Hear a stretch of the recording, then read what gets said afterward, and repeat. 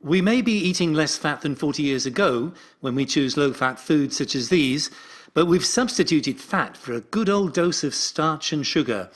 So one of these Pop-Tarts today has just 3 grams of fat, but 40 grams of carbs, half of which is sugar.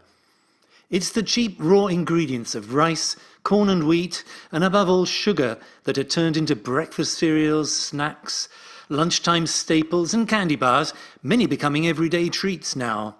And then there are hidden carbs. You may think fish fingers are mostly fish, but batter and breadcrumbs make up nearly half the content. Crispy chicken is hardly better.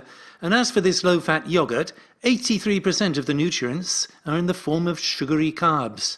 Healthy sushi? It may surprise you that this plate has the same number of carbs as 4 thick slices of bread. Sandwich, anyone?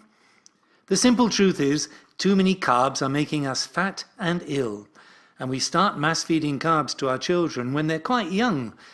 And the main problem with carbs is that they spike your blood sugar levels much quicker and more intensively than protein and fats. So the question should not be, is fat making us fat? Because it doesn't, just as eating broccoli does not make you green. But high-carb diets do make us fat. By raising blood sugar, your pancreas has to produce more and more insulin, and too much insulin leads to fat storage around your internal organs and on your body. High-carb diets can also make us ill.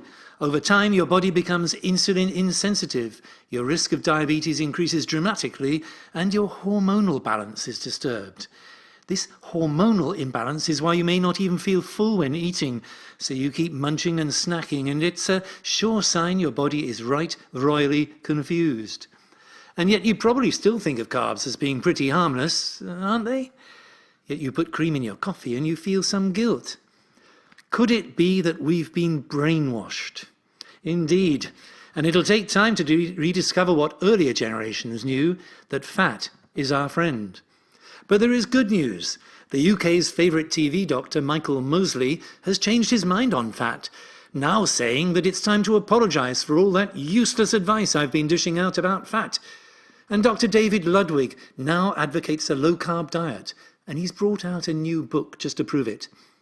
It is time to rebalance our bodies, to add back more fat in our food, because fat also helps us better absorb vitamins, it's good for our skin, hair and bones, and helps with all cell regeneration.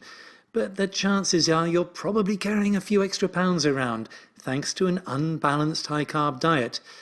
For most of us, more than half of our food comes from carbohydrates, which we balance on a daily basis against 30% of fat and some healthy protein.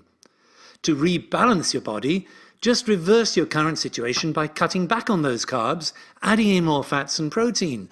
You won't eat as much because you won't feel so hungry, which is why the numbers don't add up to 100 this time.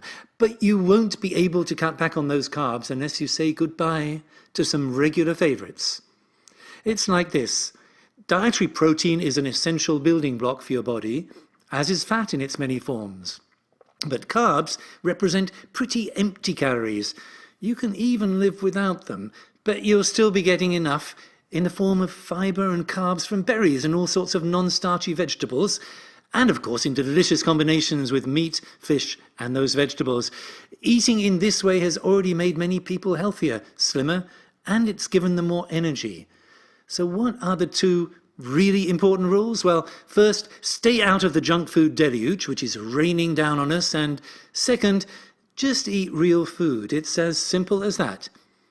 If you want to know more about a low-carb, high-fat LCHF lifestyle, visit the Fat Is Our Friend website with lots of info, recipes and useful links. Follow us on Twitter or type in #LCHF for up-to-date tips.